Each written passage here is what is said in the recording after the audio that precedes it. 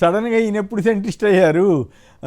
అది చెగువీర నుంచి ఇప్పటికి చంద్రబాబు గారు ఒకప్పుడు నేను సంస్కరణవాదిని అన్న ఆయన సడన్గా విడాకులు తీసుకోకూడదు, హిందూ సంప్రదాయం పురాణాలే చదువుకోండి అని చెప్పే పరిస్థితికి ఆయన ఎందుకు వెళ్ళాడు?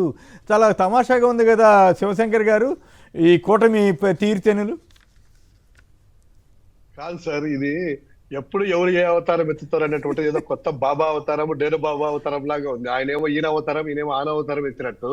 ఈయన ఇది ఎవరిని ఉద్దేశించి ఆ రోజు అన్నారో? పవన్ కళ్యాణ్ గారిని ఉద్దేశించి అన్నారా? లేకపోతే మీరు అన్నట్టు సంస్కరణలకి నేను చాలా ఫార్వర్డ్ గా ఉంటాను, అడ్వాన్స్ గా ఉంటాను అనేటువంటి చంద్రబాబు ఇలా మాట్లాడడం ఏంది? తర్వాత కొత్తగా పిల్లల్ని ఎక్కువ కనాలనేటువంటి మాటలు ఇవన్నీ కూడా ఎలా ఉన్నాయంటే కనుక చాలా చమత్కారంగా ఉన్నట్టున్నాయి. ఆయనకు తగినటువంటి మాటలు కాదేమో అనిపిస్తుంది. ఇంకా పవన్ కళ్యాణ్ గారు ఏమో లెఫ్ట్ లతో పొత్తు పెట్టుకొని నేను లెఫ్ట్ ఇచ్చిన కాసేపు మాయావతి దగ్గరికి వెళ్ళేసి వాళ్ళ దగ్గరికి వెళ్ళేసి ఇట్లుంటారు, తర్వాత వచ్చేసి సనాతిని అంటారు, అంటే చేగువేర అనేటువంటి గలమెత్తుతారు.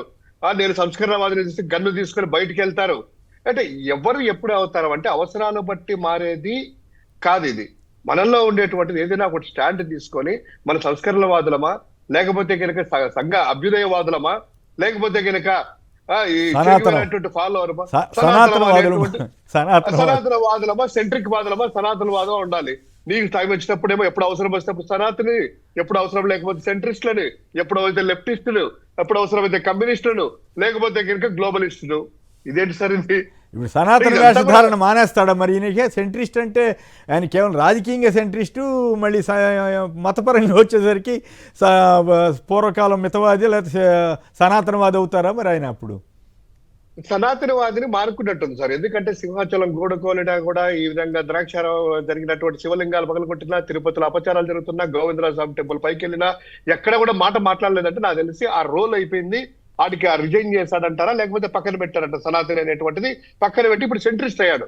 అందుకే ఎవరు కూడా విమర్శిస్తా అంటారు కదా, మనమంతా కూడా ఏమయ్యా గోవిందరాజ్ టెంపుల్ దగ్గర పైకి వెళ్ళినా కూడా ఎందుకు విమర్శించలేదు, కనకదుర్గ టెంపుల్లో పైన 3 గంటలు పవర్ ఆఫ్ చేసినా కూడా నువ్వేం స్పందించలేదు, ఎన్ని జరుగుతా ఉన్నాయి సింహాచలంలో, శ్రీకాకుళంలో సంబంధించింది, సింగరాయకొండ సిగనమల్లో సంబంధించి పూజారులు పురోహితులు కొట్టినా కూడా రాలేదు, కుండీల్లో దొంగతనాలు జరుగుతున్నాయి ఎన్ని రాలేదు, ఎక్కడ విజయబాబు గారు లాంటి రోజు గుర్తు చేస్తా ఉన్నారు. ఏం చేస్తారు ఆయన? పాపం లేదు నేను సనాతని కాదైనా ఇప్పుడు సెంట్రిస్ట్ అనేటువంటి ఒక మాట చెప్పి మన లాంటి వాళ్ళ నోరు పోయడానికి ఒక పిల్లలు వదిలేరేమో. అదిగా మీలాంటి వాళ్ళ నోరు మూయటం కంటే కూడా ఆయనకి అప్రతిష్ట కదా. ఏమిటి ఎప్పుడు ఏ వేషధారణ వేస్తాడు? ఇప్పుడు ఆయన కాషాయం గడ్డు తిరిగాడు కదా, మెట్లు గడట్టు ఇవన్నీ, ఇప్పుడు అవన్నీ మానేసినట్లయినా అనే చర్చ కూడా వస్తుంది కదా సార్.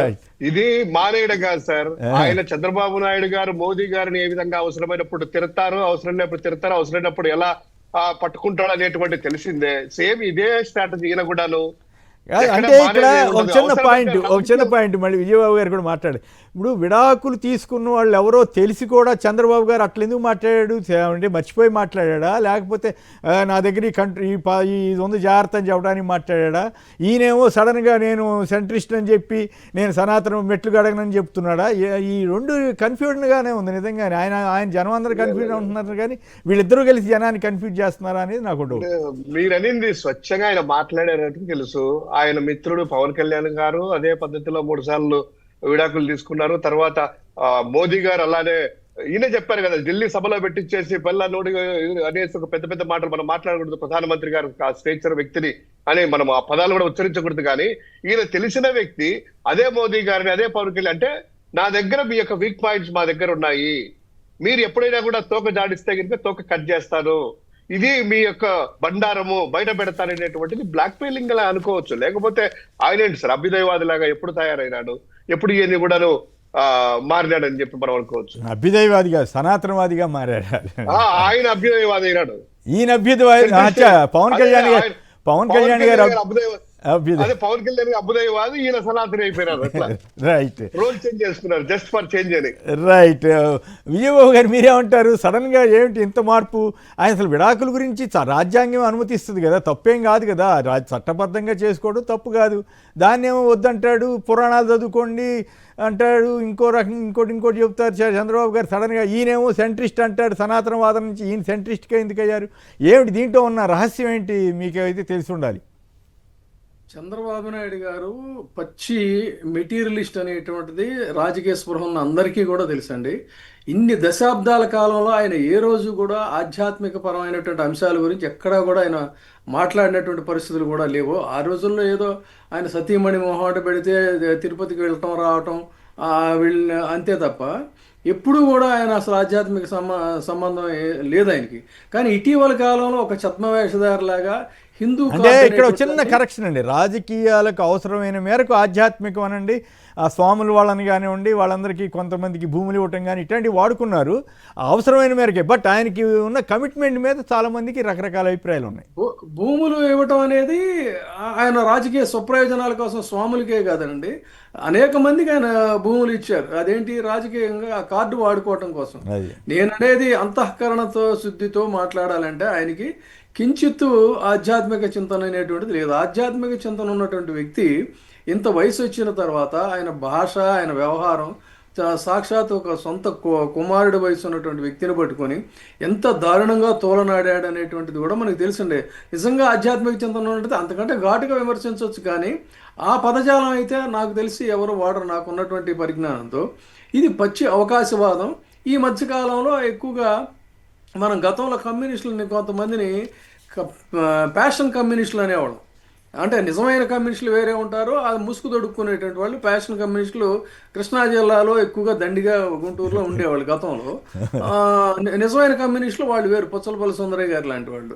అదేవిధంగా ఇప్పుడు సిసలైనటువంటి సనాతనవాదులు, సనాతన ధర్మాన్ని ఆచరించేటువంటి వాళ్ళు ఇప్పుడు కూడా ఈ రాజకీయ ఛద్మవేషధారులాగా వేషాలు వేసుకోరు.